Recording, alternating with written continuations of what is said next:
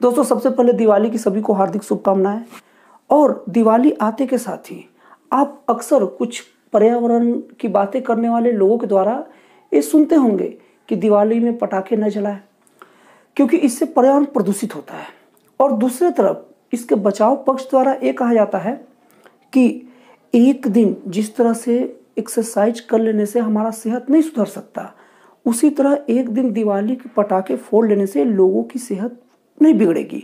Daily तो pollution हो ही रहा है, और एसी हो गए, रेफ्रिजरेटर हो गए, बहुत सारी मोटर गाड़ी वगैरह, फैक्ट्रियाँ, कल कारखाने, इससे तो डेली प्रदूषण हो ही रहा है। दोस्तों मैं इस मुद्दे पर बात नहीं करना चाहता, नहीं इसमें पढ़ना चाहता हूँ कि दिवाली में पटाखे फोड़े या ना फोड़े। लेकिन दोस्तों ये बात मैं जरूर बोलना चाहता हूँ कि रात आराम करने के लिए होता है, और रात बहुत सारे जीव जंतुओं के लिए, क्योंकि इस धरती पर हम अकेले नहीं रहते। इस धरती पर केवल मानव नाम की प्रजाति नहीं पाई जाती, इस धरती पर बहुत सारे जीव जंतु पाए जाते हैं, और रात उनकी भी है और आराम उन्हें भी चाहिए। दोस्तों जब हम रात को पटाखे जलाते हैं तो आप समझ सकते हैं, भारत क्या अब विश्व का लगभग कोना कोना पटाखों के धमाके से गूंजता रहता है। आपने कभी ये बात सोचा है कि रात को विश्राम करने वाले जीव जंतुओं, रात को विश्राम करने वाले पंछियों के ऊपर क्या बीतती होगी? आप जब रात को सोते होंगे, कोई टीवी बस चालू कर देना तो चिढ़ जाते हैं, यार बंद कर यार, नींद आ रहा है, दिन भर का थका हूं।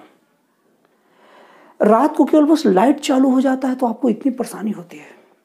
लेकिन सोचिए जब हम पटाखे जलाते हैं रात के समय, तो जो जीव जंतु विश्राम कर रहे हैं उनके ऊपर क्या बीतती होगी।